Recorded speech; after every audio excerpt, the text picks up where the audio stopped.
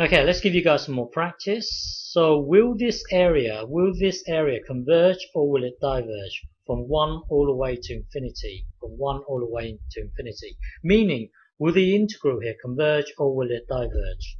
So press pause and have a go. Okay, so the wrong way of doing this, remember, this is the wrong way of doing it. The wrong way of doing this would be to compare this with 1 over x. You could make an argument that, well, sine of x is always between 1 and -1. So when you square it, the answer will be a positive, but it will be less than 1. So when you square it, the answer will be between 0 and 1. So this thing here will be between 0 and 1. So you could make an argument that this thing here will always be less than or equal to this thing here. But then if you make this comparison, it will be no good, because what you're saying here is that you're trying to show that this thing here diverge. Don't forget this thing here is, you're saying this thing here is bigger or equal to this thing here. Well, this thing here being bigger, well, suppose this thing here diverge. This thing here has to be smaller than this thing here. So if 1 over x diverge, then this thing here could diverge or it could converge. So it's really meaningless. You comparing it to 1 over x would be meaningless, because you're saying 1 over x here is bigger or equal to this thing here. Well, 1 over x, suppose it diverges, because this thing is smaller or equal to, well, smaller or equal to, you can't really deduce anything. It could diverge or it could converge. So comparing it to 1 over x is no good. You should be comparing it to 1 over x plus 1. Because if you look at this there, this thing here is between 0 and 1.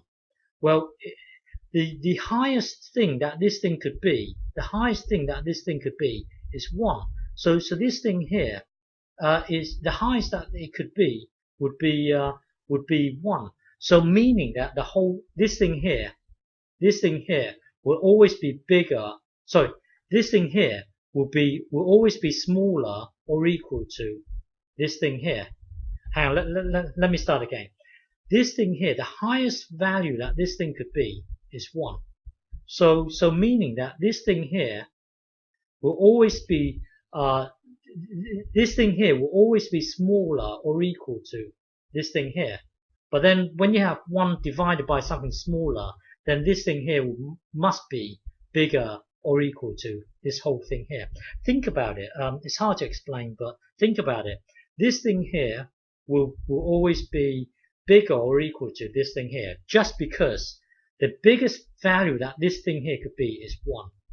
The biggest thing, yeah, just pause the video and think about it, but this thing here will always be greater or equal to this thing here. So we should compare it with 1 over x plus 1 as opposed to 1 over x. Okay, so if you compare it with this, look what happens. So our aim here, because this thing here now is bigger or equal to this thing here, our aim here is that if we can show that this thing diverge, remember this thing here is now smaller than this thing here. So if this thing here diverge, then this being greater or equal to this thing here, it has no choice but to diverge. It has no choice but to diverge. It cannot converge, because this thing here has to always be bigger or equal to. It has to always be bigger or equal to. So the aim here is to show that this thing here diverge. So hang on. So now integrate this. So this thing here, our aim here is to show that this thing diverge. Our aim here is to show that this thing here diverge. If this thing here diverge, well, don't forget this thing here is smaller than this thing here. So if this thing here diverge, then this will have no choice but to also diverge. So our aim now is to show that this thing here diverge. So integrate it. Integrate this, it will give you this, and then because b is always we're always in the positive realm, so we can pretty much ignore the absolute the absolute sign here. So it just becomes this. Put this into here. Put this into here. That will then give you this. And then when you look at this here, this thing here is going to be a number. It's a number. Well, if you look at this thing here, as b tends to infinity, this is just going to get larger and larger and larger, meaning it's going to head towards infinity. So this thing here is really heading towards infinity, meaning, hang on. So now we know that this thing here is going to get bigger and bigger and bigger. Well, this thing here is smaller than this thing here. So if this thing here is going to get bigger and bigger and bigger, this being bigger than this thing here will have no choice but to get larger and larger and larger. So that means that this thing here would diverge. So therefore, this thing here would diverge. Something to think about. You see, the secret is really to track. When we try to use this, it's no good. So we had to trap it. We had to use this to trap this. But the thing is, if you make this to be an 11, if you can trap something, hang on, let's go back here. If you can trap something, it doesn't have to be 1. It could be 739 if you wanted to. This thing here will, well, if you make this to be, let's say 11, and let it flow through the whole system again. Let it flow through the whole system. If you let it flow through the system, it will still diverge. It will still diverge. Think about it. Hang on.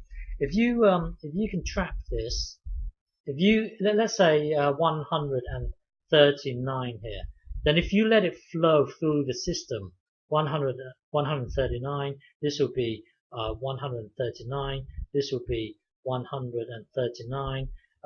Let it flow through the system, 139. This thing here, as b heads towards infinity, the whole thing is still going to head towards infinity. So just bear that in mind.